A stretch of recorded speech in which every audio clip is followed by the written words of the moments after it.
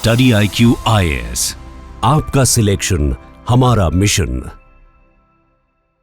नमस्कार दोस्तों, study IQ देख रहे हैं आप और मैं हूं वरुण जौहरी। जय हिंद जय भारत। हैप्पी PhD ये जो नाम है धुरंधर के क्रेडिट्स में एंड में देखा जा सकता है। और जब इस नाम को देखा था हमने भी, तो इस पर हर किसी का इस नाम ने ध्यान खींचा। लेकिन जब ऑफिशियल रिकॉर्ड्स खंगाले गए, जब देखी गई चीज़ें, रिसर्च की गई, तो जो खुलासे हुए वो चौंकाने वाले थे।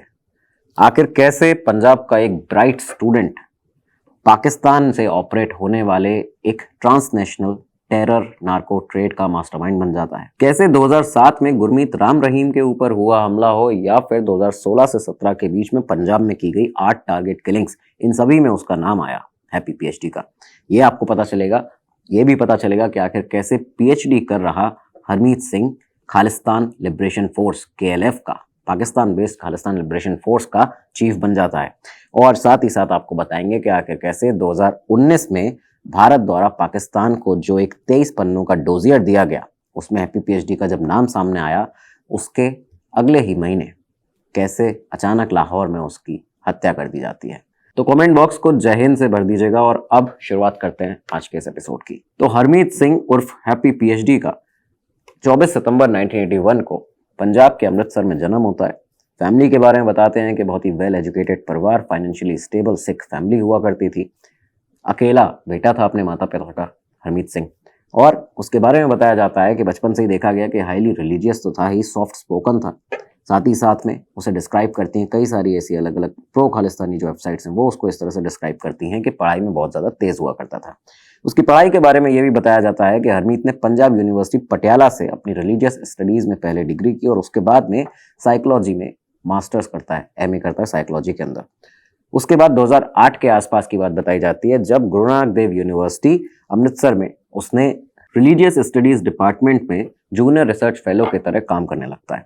यहाँ पे उसने अपना जॉब जो शुरू किया था, यहाँ उसे 12,000 रुपये प्रति माह मिलते थे। जॉब के साथ साथ उसने अपनी PhD परस्यू करना भी शुरू कर दिया। तो यहीं से अब वो PhD करने लगा था।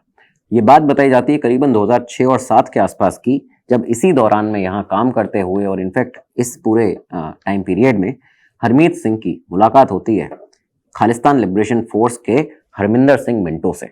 हरमिंदर सिंह मिंटो जो कि एक पहले से ही एक खालिस्तानी मिलिटेंट हुआ करता था। सोर्सेस के मुताबिक ये बताया जाता है कि यही वो पूरा फेज रहा 2006 से 2007 के बीच का, जब मिंटो से मुलाकात के बाद हरमीत सिंह का एक आइडियोलॉजिकल शिफ्ट जो था वो मिलिटेंट सेपरेटिज्म की तरफ आगे बढ़ने लगा था, वो उसकी तरफ आगे जाने लगा था। इस बीच में एक और इंसिडेंट पंजाब में होता है। ये इंसिडेंट दरअसल इस दौरान हुआ 2007 में मई के महीने में। हुआ क्या कि राम रहीम के ऊपर, जो डेरा सच्चा सौदा के चीफ गुरमीत राम रहीम है, उनके ऊपर उस समय एक आरोप लगा था कि उन्होंने सिख सेंटिमेंट्स को हर्ट किया है। एक दरअसल एडवर्टाइजमेंट उनके द्वारा निकाला गया और उस एडवर्टाइजमेंट में वो ड्रेस पहने हुए दिख रहे हैं, जो कि ओवरऑल सिख गुरु गोविंद सिंह जी की पूरी पोशाक से मिलती जुलती ड्रेस थी। तो इस वजह से यहाँ पे सिख सेंटिमेंट जो थे वो हर्ट भी होते हैं। और साथ ही साथ जो कई सारे उस समय तक पहले से ही बन चुके थे, 90s के दौर से ही जो मिलिटेंट ग्रुप्स थे, खालिस्तान मिलिटेंट ग्रुप्स, इन सभी ने हमले की प्लानिंग करना शुरू कर दिया राम रहीम के ऊपर। ये सारी चीज़ें और यही वो माहौल था जब बताते हैं कि हरमीत सिंह जो अभी तक हैप्पी PhD नहीं बना था, इसी माहौल में वो KLF के साथ में, खालिस्तान लिबरेशन फोर्स के साथ एक्टिवली उसकी एक्टिविटीज़ को ज्वाइन कर लेता है। करीब 7 से 8 महीने यहाँ से बीते। 2 फरवरी 2008 का दिन आता है। ये वो दिन था जब डेरा सच्चा सौदा के चीफ गुरमीत राम रहीम के ऊपर एक आर्म्ड अटैक होता है। राम रहीम तो यहाँ पे बच गए, लेकिन उनके 11 फॉलोअर्स जो उनके साथ में थे वो बुरी तरह से जख्मी हो जाते हैं। उसमें से 2 ऐसे थे जिनकी हालत बहुत ज़्यादा सीरियस हो जाती है। इन्वेस्टिगेशन जब की गई तो यहाँ पे नाम सामने आया पुलिस के सामने हरमीत सिंह का, यानी हैप्पी PhD का। हरमीत सिंह और KLF के जो बाकी दूसरे मेंबर्स थे उनको इस अटैक से जोड़ा गया। और यही वो मोमेंट था, अगर आप एक तरह से इसको समझें, कि एक PhD कर रहा जो छात्र था वो पूरी तरह से अब यहाँ पे शिफ्ट होता दिखाई दे रहा था एक एक्टिव मिलिटेंट की तरह। खैर, यहाँ पे कुछ ही महीने के बाद में 5 नवंबर 2008 को पंजाब पुलिस ने पंजाब के फिरोजपुर डिस्ट्रिक्ट में जो मखाऊ पुलिस स्टेशन है, उन्होंने यहाँ एक FIR रजिस्टर की। FIR में ये था कि KLF एक और बड़ा अटैक प्लान कर रहा है, इस बार फिर से गुरमीत राम रहीम के ऊपर। और यहाँ पे जो पाकिस्तान से वेपन्स और एमुनिशन आए हैं, उनको जिसने रिसीव किया है उसका नाम हरमीत सिंह है, यानी हैप्पी PhD ने रिसीव किया है जितना भी आर्म्स एंड एमुनिशन आया है यहाँ पे। यहाँ पुलिस ने 3 अलग अलग एसोसिएट्स को हरमीत के पकड़ा, गिरफ्तार किया और उनसे फिर हरमीत का पता लगाया गया। बताया जाता है कि उन एसोसिएट के पास में जब पुलिस ने उन्हें पंजाब पुलिस ने अरेस्ट किया था, उनके पास से 5 AK-47 राइफल्स, 11 पिस्टल्स, लगभग 900 जिंदा कारतूस और 25 लाख के fake Indian currency note FICN उनके पास से बरामद हुए और साथ ही साथ में 25 किलो हेरोइन रिकवर की गई थी। अब आप सोच सकते हैं कि पाकिस्तान किस तरह से एक्सप्लॉइट करता है इस तरह के जो भी चीज़ें चल रही होती हैं, बॉर्डर्स को किस तरह से एक्सप्लॉइट करता है जब उसको कोई इस तरह के टारगेट्स मिल जाते हैं जिनसे भारत के खिलाफ कुछ ना कुछ करा सकता है। तो यहाँ पे इस पूरे रिकवरी के अंदर ड्रग भी है। यहाँ पे नार्को ट्रेड को आप देख सकते हैं, 25 किलो हेरोइन मिली, फेक इंडियन करेंसी नोट्स मिले, आर्म्स एंड एम्युनिशन मिला, असला बारूद, जिससे भी अटैक भी हो, इकोनॉमी को भी कमजोर किया जा सके, यूथ को भी बर्बाद किया जा सके। तो ये जो पूरी रिकवरी यहाँ से हुई थी, इसके अगले ही दिन पुलिस जाती है हरमीत सिंह के घर पे, हैप्पी PhD के घर। लेकिन जब अगले दिन पुलिस का यहाँ पे जाना हुआ तो उन्हें वो घर पे मिला नहीं। इस पॉइंट के बाद से ही हरमीत सिंह का जो पंजाब चैप्टर था लाइफ का, वो खत्म होता है और यहाँ से उसका आगे का पाकिस्तान चैप्टर शुरू हो जाता है। अब ये साल 2008 जब हरमीत अपना घर छोड़कर गया था, गायब हुआ था, 2008 के बाद में रिपोर्ट्स में ये आया कि किसी को भी नहीं पता कि वो कहाँ पे है, वो अंडरग्राउंड हो चुका है। लेकिन कई सारे लोग ये कहते हैं, बताते हैं कि वो लाहौर गया, पाकिस्तान में लाहौर गया और लाहौर में डेरा चहल गुरुद्वारा जो है उसके एरिया के आसपास में इसने सेटल होने का निर्णय लिया। और ये बताया जाता है आगे जो रिपोर्ट्स मिली है उसमें कि यही वो टाइम था जब हरमीत सिंह के यहाँ से पाकिस्तान जाने के बाद खालिस्तान लिबरेशन फोर्स का जो KLF का पाकिस्तान बेस्ड विंग था, उसका वो सेंट्रल फिगर बनना शुरू हो चुका था। इसी पॉइंट के बाद KLF की जो एक्टिविटीज़ थी उनमें बढ़ोतरी होती भी देखी गई। बताया गया कि अगले ही साल 28 जुलाई 2009 को KLF ने राष्ट्रीय सिख संगत के प्रेसिडेंट रुलदास सिंह जी को असैसिनेट कर दिया। रुलदास सिंह जनरल सेक्रेटरी भी हुआ करते थे BJP की NRI विंग के। उनका असैसिनेशन होता है। उसी दिन पर डेरा सच्चा सौदा के मैनेजर लिली कुमार को लुधियाना में जब वो कोर्ट से अपनी पेशी के बाद वापस लौट रहे थे, 4 KLF के खालिस्तान लिबरेशन फोर्स के मेंबर्स ने आके मोटरसाइकिल से अचानक अंधाधुंध उन पर फायरिंग की, उनको शूट किया जाता है।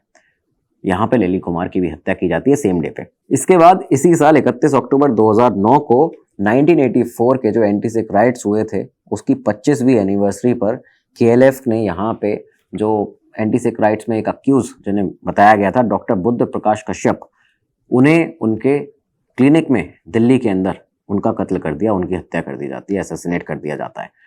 यहाँ पे न्यूज़ में तो ये इस तरह से छपा था कि अननोन पर्सन जो हैं वो आए हैं, अननोन मैन यहाँ पे आए हैं और नाइफ से उनके ऊपर अटैक किया था, ये खबरों में छपा। लेकिन KLF ने बाद में इसकी रिस्पॉन्सिबिलिटी ली और जो प्रो खालिस्तानी वेबसाइट्स हैं उन्होंने यहाँ पे ये बताया कि ये जो असैसिनेशन हमने किया है कश्यप का, यहाँ पे हरमीत सिंह हमारा एक सिपाही वो खुद यहाँ आया डिस्गाइज में एक पेशेंट बनकर वो क्लिनिक में एंटर हुआ, नाइफ से उसने 2 बार सिर पे अटैक किया और 1 बार चेस्ट पे अटैक किया और उसके बाद में यहाँ से एस्केप कर गए, भाग गए, भारत से वापस भाग गए। तो ये सारी चीज़ें यहाँ बताई गई थी और एक बहुत बड़े पैमाने पर एक बड़ी इज्जत दे के यहाँ पे उन प्रो खालिस्तानी वेबसाइट्स में ये सब बताया गया है।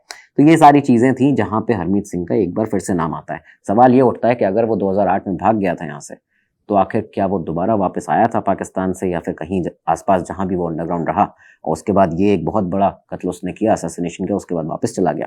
तो ये सारी चीज़ें सवाल खड़े करती हैं। खैर, रिपोर्ट्स में ये भी बताते हैं कि 2010 में KLF ने, खालिस्तान लिबरेशन फोर्स ने, अपना जो बेस था वो मलेशिया में सेटअप किया। हरमीत यहाँ पे मलेशिया जाता है, स्पेशल ट्रेनिंग लेता है। उसके बाद हरमिंदर, मिंटू और हरमीत दोनों पे ही मल्टीपल रेड की जाती हैं इंडियन एजेंसीज के द्वारा भी, मलेशिया के अंदर और मलेशियन पुलिस के द्वारा भी। लेकिन दोनों ही इन सारी रेड्स को जब देखते हैं कि लगातार उन पे एक तरह से पकड़ने की कोशिश हो रही है, तो यहाँ मलेशिया से निकलते हैं और सीधा पाकिस्तान अपना बेस बना लेते हैं, पाकिस्तान शिफ्ट हो जाते हैं। 2010 से 14 के बीच में हरमिंदर ने, जो हरमिंदर मिंटो था, उसने Europe, north America, south America और एशिया में ट्रेवल किया है, अलग अलग जगह साउथ ईस्ट एशिया के अंदर। खासकर खालिस्तान बनाने की जो एक मांग है उसको इंटेंसिफाई करने के लिए अपने सिख डायस्पोरा में अलग अलग जगह वो लोगों से मिलता था। ये सारी चीज़ें रिपोर्ट में दर्ज हैं। और जब वो यहाँ पे ये सब कर रहा था तो जो उसके द्वारा रखा हुआ उसके द्वारा आगे लिया हुआ KLF में एक नया लड़का था जो कि PhD कर रहा था, हैप्पी PhD, हरमीत सिंह यहाँ पे ये सारे के सारे ऑपरेशंस जो थे 2014 तक के पूरे संभालता था। कहाँ? पाकिस्तान में रहकर।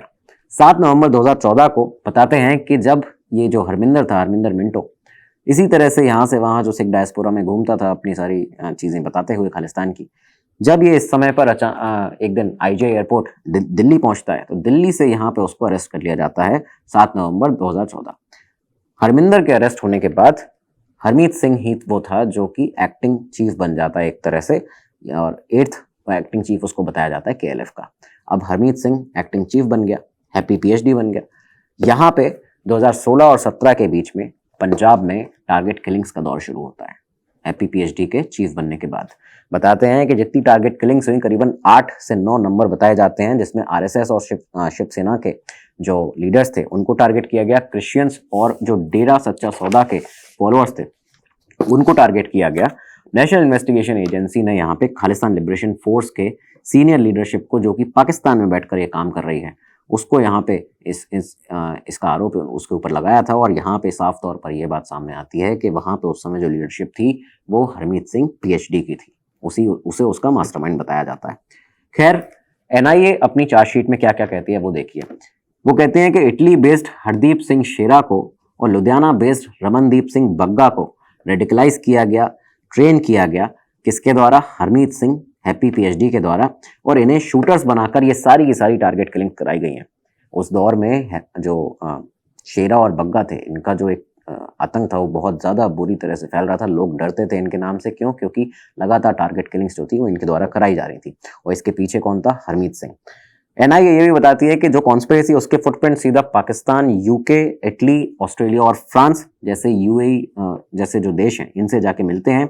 और यहाँ से हवाला चैनल्स के थ्रू जो फंडिंग आती थी उससे आर्म्स एंड एम्युनिशन इन लोगों को दिए जाते थे, लॉजिस्टिकल सपोर्ट दिया जाता था। एनआईए हरमीत सिंह उर्फ हैप्पी पीएचडी को ट्रांसनेशनल मॉड्यूल का की प्लानर यहाँ पे बताती है, जो कि पाकिस्तान में बैठकर आईएसआई के सपोर्ट के साथ में उनके इंस्ट्रक्शंस पर ये सारे काम करा रहा था। हैप्पी पीएचडी के खिलाफ इंटरपोल ने रेड कॉर्नर नोटिस इशू किया, जारी किया। साथ ही साथ पंजाब पुलिस ने उसको अपनी मोस्ट वांटेड लिस्ट में डाला हुआ था। ये भी बताया जाता है ट्रिब्यून की एक रिपोर्ट के मुताबिक कि सिर्फ पंजाब पुलिस ने उसके खिलाफ 9 रेड कॉर्नर नोटिस जो थे वो प्रोसेस करवाए थे। तो ये सोचिए आप कि कितना बड़ा एक खतरा इसको माना जाता था। इंटेलिजेंस एजेंसीज जो हैं भारत की, उनके डोजियर के अकॉर्डिंग वो उसे उन लोगों में काउंट करते हैं जो पाकिस्तान में बैठकर प्रो खालिस्तानी एक्टिविटीज के कवर में एंटी इंडिया कॉन्स्पिरेसी चलाते हैं। स्पेशली ये चीजें जब सामने मुखर तरीके से उभर के आई थी, ये वो समय था जब 2019 में करतारपुर कॉरिडोर की बातचीत चल रही थी भारत पाकिस्तान के बीच में। तो उस समय पर भी ये जो चीजें थी बहुत मुखर तरीके से सामने रखी गई थी। हरमीत का रोल जो है सिर्फ आइडियोलॉजिकल नहीं, आइडियोलॉजिकल मिलिटेंसी जो है सिर्फ उसमें उसका रोल नहीं सीमित रहता है। यहाँ बताया जाता है इंडियन सिक्योरिटी डोजियर्स के अकॉर्डिंग कि एक मेजर ड्रग और आर्म्स स्मगलिंग नेटवर्क जो है वो भी हरमीत सिंह यहाँ पे चला रहा था। एक नार्को टेरर ट्रेड जो है उसके पीछे भी उसका नाम था। साथ ही Canada, Middle East, UK, Germany और इटली जैसे देशों से हवाला फंड्स को लगातार अरेंज करके पाकिस्तान में केएलएफ के ऑपरेशंस और रिक्रूटमेंट्स के लिए उनको यूज किया करता था। सारी रिक्रूटमेंट इसके हाथ में ही हुआ करती थी। इसके अलावा ये भी सामने आता है कि पाकिस्तान एजेंसी की, आईएसआई की जो K2 डेस्क है, खालिस्तान और कश्मीर डेस्क जो इन लोगों ने बनाई थी 90s के दौरान में, आपको पूरा एक डिटेल एपिसोड में बताया गया है। उस डेस्क को भी इनिशियली जो लिंक थे उसके नेटवर्क के, वो हैप्पी पीएचडी के साथ में मिलते हैं, उसको देखा जाता है, जिससे कि पंजाब के अंदर कम्युनल वायलेंस जो है उसको फ्यूल किया जा सके। ये सारी चीजें सामने आती हैं। खालिस्तान एक्सट्रीमिज्म मॉनिटर जैसे डेटाबेस जो हैं उनके अकॉर्डिंग भी सामने आया है, उन्होंने छापा हुआ है, लिखा है कि आर्म्स ड्रग सप्लायर के तौर पर हम उसको देखते हैं और साथ ही साथ टारगेट किलर की तरह उसको डिस्क्राइब किया गया है, जो कि हिंदू पॉलिटिकल फिगर्स जो हैं या जो इस तरह के लोग हैं जो खालिस्तान की डिमांड को अनसुना करते हैं, उन लोगों को ये टारगेट करते हैं, उन पे हमला कराते हैं। तो इस तरह से हैप्पी पीएचडी को यहाँ पे देखा जाने लगा था साल 2018 के आसपास तक आते आते। आप देखिए कि इस बीच में 18 अप्रैल 2018 को एक बड़ा इंसिडेंट हुआ। यहाँ पे जो हरमिंदर सिंह मिंटू जो था, जिसने हैप्पी पीएचडी को एक तरह से रिक्रूट किया था, ब्रेन वॉश उसका किया था केएलएफ में, उसको जब वो पीएचडी कर रहा था उस समय पर उसका ब्रेन वॉश किया था, तो केएलएफ में मिलिटेंसी में उसको लाया। तो यहाँ जो हरमिंदर सिंह मिंटू था, पटियाला जेल में हार्ट अटैक से उसकी मौत हो जाती है। मौत हुई और इसके बाद हरमीत सिंह जो अब तक एक्टिंग चीफ था केएलएफ का, क्योंकि मिंटू जेल में था, तो अब वो यहाँ पे परमानेंट एक तरह से ऑफिशियल चीफ, आप इसको कहेंगे ऑफिशियल चीफ बन जाता है केएलएफ का। इसी साल 2018 में नवंबर में अमृतसर के राजा संसी एरिया में एक निरंकारी भवन पर ग्रेनेड अटैक होता है और इस ग्रेनेड अटैक के अंदर 3 लोगों की जान जाती है, मौत होती है, बाकी कई सारे लोग जख्मी होते हैं। पंजाब पुलिस ने और जो इंटेलिजेंस रिपोर्ट बाद में बनी उसमें ये बताया जाता है कि हैप्पी पीएचडी को ग्रेनेड सप्लाई के लिए, कॉन्स्पिरेसी के लिए लिंक किया जाता है यहाँ पे, कि वो उसका यहाँ पे संबंध था। इंडियन एजेंसीज जो हैं, ये सारी एक्टिविटीज जो लगातार चली, इसको देखते हुए उन्होंने कहा, ये बताया कि केएलएफ को एक पैन ग्लोबल नेटवर्क की तरह हैप्पी पीएचडी बना चुका था अभी तक, जब तक पंजाब में वो रह रहा था। डायस्पोरा की, जो सिख डायस्पोरा से जो फंडिंग लगातार आती थी, आईएसआई का सपोर्ट लगातार मिलता था, और लोकल गैंग्स जो हैं उनके साथ भी, पाकिस्तान के लोकल गैंग्स के साथ भी उसका संबंध था, ताल्लुक था। अब आप सोच सकते हैं धुरंधर में ये सारी चीज़ें क्यों डाली गई हैं या फिर डाली जाएंगी, क्योंकि अभी तक वो सेकंड, जब हम ये रिकॉर्ड कर रहे हैं तब सेकंड पार्ट रिलीज नहीं हुआ है, लेकिन पहले पार्ट के क्रेडिट में हैप्पी पीएचडी का नाम है, और कहीं ना कहीं ये सारी चीज़ें बताती हैं, अंदेशा करती हैं कि ये दिखाया जाने वाला है। खैर, हैप्पी पीएचडी का नाम पंजाब के एक ड्रग डीलर रोमी के साथ भी जुड़ता है, जो कि एक्स्ट्राडिशन उसका होने वाला था भारत हांगकांग से, उसके संग भी इसका नाम जुड़ता है। साथ ही रंजीत सिंह नीता के साथ भी नाम जुड़ता है, जो कि खालिस्तान जिंदाबाद फोर्स जो है KZF, उसका लीडर था और इस समय पाकिस्तान में रह रहा था। तो ये सारी चीज़ें सामने आई इंटेलिजेंस एजेंसीज की रिपोर्ट में। रिस्पॉन्सिबिलिटी सारी की सारी बताई जाती हैं जो हरमीत सिंह उर्फ हैप्पी पीएचडी को दी गई हैं। उसमें बताते हैं कि to radicalize and recruit Punjabi youngsters on social media platforms. उस समय कई सारी ऐसी रिपोर्ट्स थी जिसमें बताया गया कि 200 से ज़्यादा ऐसे खालिस्तानी मॉड्यूल्स थे जिनको पंजाब पुलिस ने बस्ट किया है, और जिनके पूरे के पूरे जो ताल्लुकात हैं वो मिलते हैं जाके पाकिस्तान में बैठे हैप्पी पीएचडी के साथ में।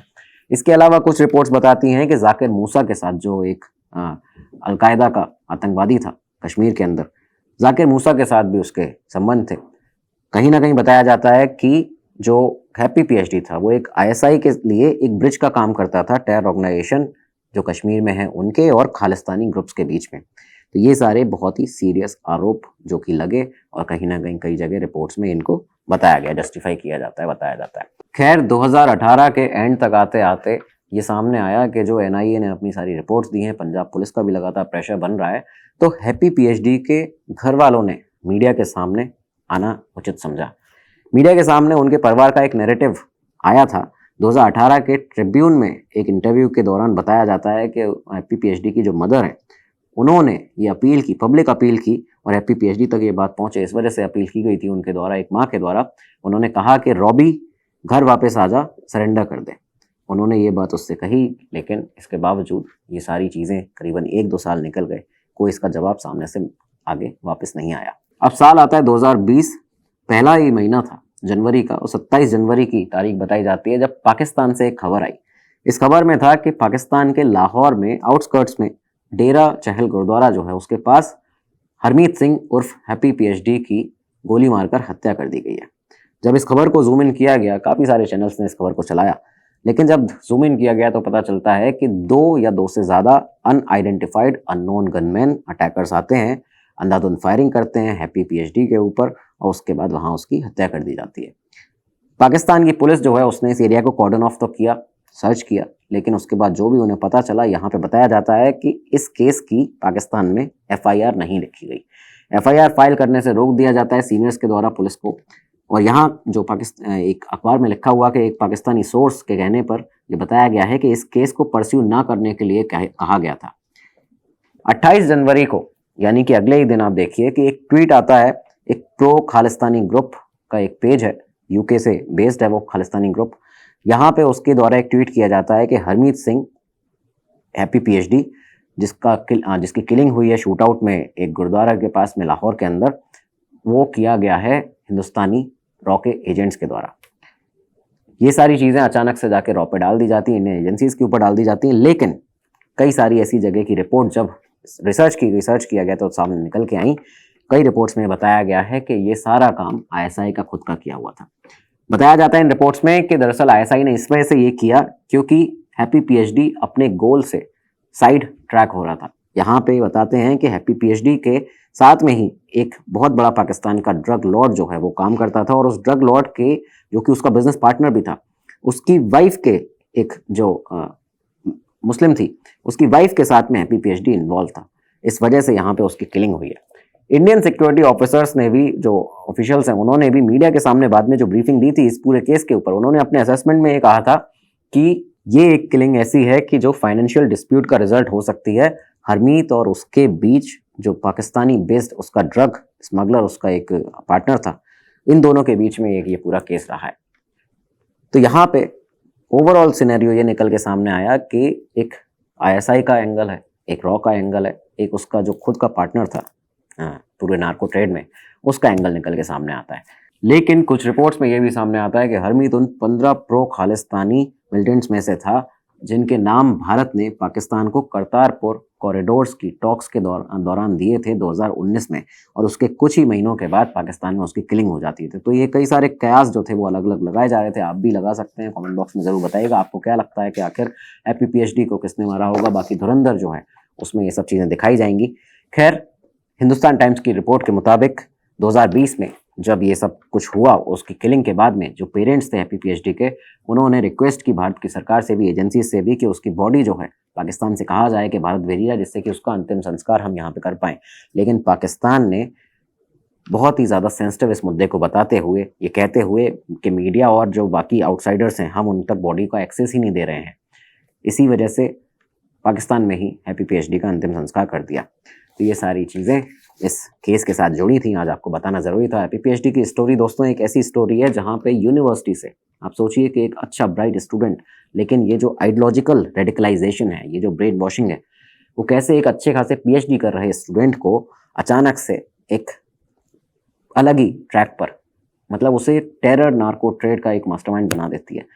तो ये सारी चीज़ें, हमेशा इन सब चीज़ों से दूर रहिए, अपने काम पर फोकस रखिए, अपनी पढ़ाई पर फोकस रखिए, आगे बढ़िए, जीवन में प्यार बांटते रहिए। इस वीडियो के ऊपर आपकी जो राय है वो ज़रूर बताइएगा। धुरंधर के अंदर इस एंगल को किस तरह से दिखाया जाने वाला है वो अभी हमें नहीं पता क्योंकि रिलीज़ नहीं हुई है, लेकिन यहाँ पे जब ये नाम देखा था पहली बार तो सोच लिया था कि आपके लिए इस पर वीडियो बनाया जाएगा, क्योंकि एक बहुत ही ध्यान आकर्षित करने वाला ये नाम था, हैप्पी PhD। खैर, मूवी में क्या दिखाया जाएगा ये देखने लायक होगा। बाकी और भी कई सारे एपिसोड आपके लिए धुरंधर को लेकर बनाए हैं, डिटेल में जितनी भी ऑफिशियल रिपोर्ट्स हैं उनको लेकर, वो ज़रूर देखिएगा। कमेंट बॉक्स में जय हिंद ज़रूर लिखिएगा। अब अगले एपिसोड में मिलेंगे, तब तक लिए दीजिए इजाज़त। नमस्कार, धन्यवाद, जय हिंद, जय भारत। स्टडी IQ IAS, आपका सिलेक्शन हमारा मिशन।